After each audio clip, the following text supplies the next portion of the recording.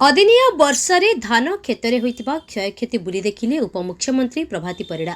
सकाळे Dhamnagar block पलिकिरी Bhagwanpur जयकृष्णपुर और अनाहरपुर आदि अंचल चाष जमी बुली देखिबा सह चाषी मानक सह कथा होइछन्ति। परे बंत ब्लॉक चयाल सिंह पंचायतर क्षयक्षति बुली देखिथिले।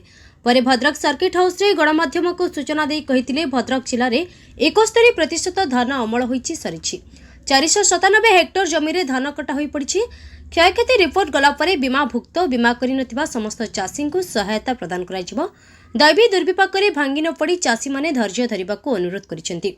गस्त समय जिलापाल दिलीप राउतराय, अतिरिक्त जिलापाल शंतनु महांती, उपजिलापाल सौरभ चक्रवर्ती, जिला कृषि अधिकारी जगदीश प्रसाद बेहरा प्रमुख सामिल थिले। आज सकाळू मु भद्रक जिल्ला रे आसी पहुंचीचे। जिल्लार जिल्लापाल एवं समस्त अधिकारी माने जो माने ए काम रे आगरु लागिचंती से माने अछंती एवं विधायक भद्रक भी साथी रे अछंती। आमे दुईटी ब्लॉक धामनगर और बंत ब्लॉक रो भगवानपुर, पालिकिरी, जयकृष्णपुर, अनारपुर 46 को आमे चाष खेत को विजिट करिचु। चाषी मानक सहित कथा हेचु। ये दैवी दुर्विपाक रे चाषी कूल माने जो धान गजा होइथवा देखौचंती, धान नष्ट होइथवा देखौचंती, मानसिक स्थिति रे से माने दुख रे अछंती। तापई सरकार तरफ मु समवेदना जनाउची एवं चाषी मानकु धैर्य धरिबा पई अनुरोध करूची। ए समय सबु बेले नथिवो। सरकार आपण मानक सहित सबुथिरे ठिया हेची। ये विपद समय रे भी सरकार आपनको पई ठिया हबो। जो माने इंश्योरेंस करिचंती, जो माने इंश्योरेंस करि नाहंती, समस्त चाषी को एथिरे अंतर्भुक्त करा जिवो। एवं जो भली आज गला परे आमे मुख्यमंत्री उपमुख्यमंत्री मंत्री माने बुलिकरी गला परे रिपोर्ट देला परे मु भाबुची आहुरी सुविधा चाषी मानक पई निश्चित भावे सरकार घोषणा करिवे।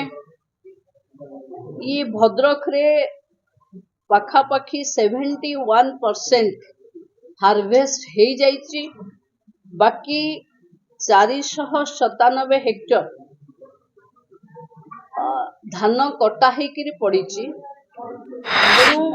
क्षयक्षतिर आकलन रिपोर्ट गत काली सुधा जहा जीवो ता उपरे चाषी मानकु जहा सरकार घोषणा करिची आमे सहायता दबु।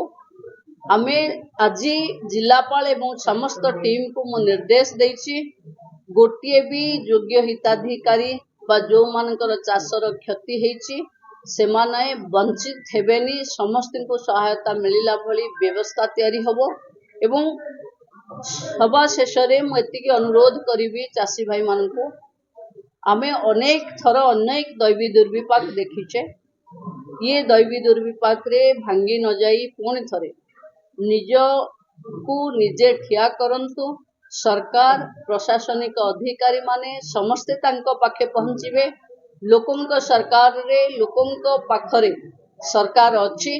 जहा समस्या आसीबो आपण माने जो नंबर दिया हेची फसल बीमा पाई बा कंप्लेन करबा पाई सेथिरे कंप्लेन करंतु।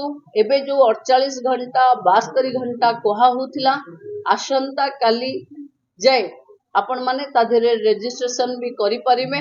तेणु मु भाबुची जो बंधु माने अन्य चाषी माने रजिस्ट्रेशन करि नाहंती बोली अनुभव करूचंती गाँ रे समस्त को समस्ते सहयोग करबा पई मु अनुरोध करूची। हमर सीएसएस स्टाफ जो मिशन शक्ति रे अछंती गाँ गंडा रे अछंती मु सबु भौणी मान को अनुरोध करूची चाषी कुल को एई समय रे हमर सहायता आवश्यकता अछि। आमे समस्ते तांकु केमती एनरोल करी हबो, केमती बीमा रे एनरोल करी हबो ता सहित तांकु सहायता करबा। 1% रो हार्वेस्टेड सरीची। तेनु काली रो रिपोर्ट कहिबो, फील्ड रो रिपोर्ट कहिबो। देखंतु सरकार आश्वस्त रहंतु कि मु ए जिल्ला रो प्रभारी मंत्री भी जे कोनोसी फसल ये अदिनिया वर्षा रे नष्ट हेची ताकू सबु को कवर करा दियो। ब्यूरो रिपोर्ट प्रेरणा न्यूज टुडे।